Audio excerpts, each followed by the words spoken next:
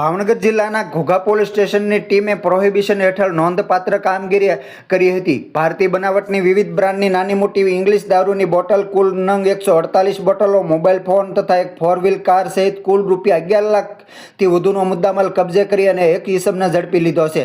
પ્રાપ્ત થતી માહિતી અનુસાર ઘોઘા પોલીસ સ્ટેશનના incharge police inspector M.N. Chavda તથા સર્વેલન્સ સ્ટાફના પોલીસ કર્મચારીઓ પેટ્રોલિંગમાં હતા. ત્યારે ખાનગી રાહે બાતમી મળી હતી કે કુડા ગામના દિલીપભાઈ સગનભાઈ શિયાળ પોતાની સફેદ રંગની એર્ટિગા કારમાં ઇંગ્લિશ દારૂનો જથ્થો લાવી કુડા ગામે સોહમધામ પાસે આવેલ કેશવભાઈ ભાકાભાઈ બારૈયાના રહેણાંક મકાનના ફળિયામાં રાખી રહ્યા છે.